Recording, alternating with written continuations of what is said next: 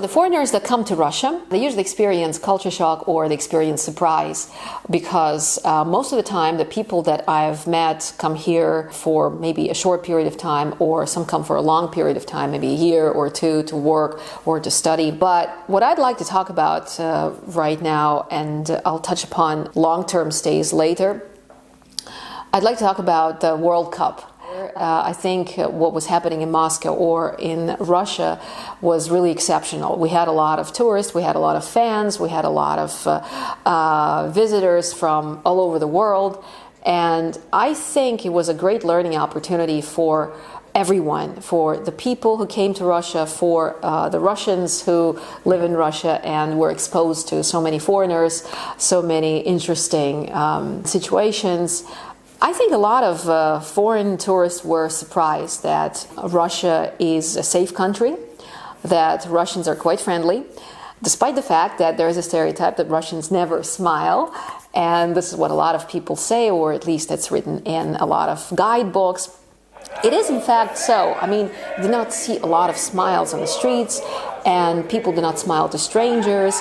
There is even a saying in Russian that says that if you laugh without a reason, you're not a smart person. So people are not very generous with their smiles with strangers.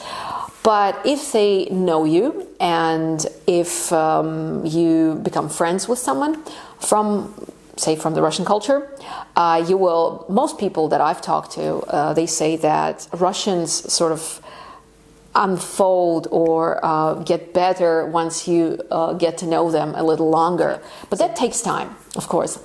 But in the street, I would say, like, young people are friendlier than the older generations, so they smile a lot and they're open, they're helpful. So that happened during the World Cup when there were a lot of tourists here.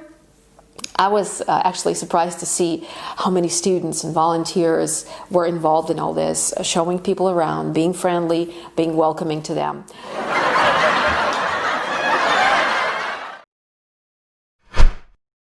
In the work context, I think it's important, before you come to Russia, it's important to do your homework. It's important to read about the Russian culture, Russian corporate culture, what people do, what people say, how people communicate with each other. But at the same time, it's also important not to form stereotypes. When we read a lot about a different culture, we tend to form some stereotypes, positive or negative. But when we actually start working with the people from the culture, these stereotypes either get confirmed or they get dispelled. So, for example, you read about the Russian culture, or you've talked to somebody who lived in Russia, they give you their set of stereotypes, their perceptions, their impressions.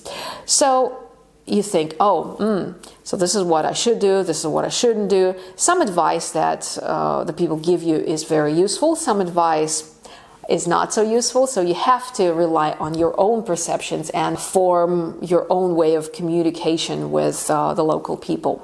Listen to others, but trust yourself, trust your intuition and gut feeling, as they say.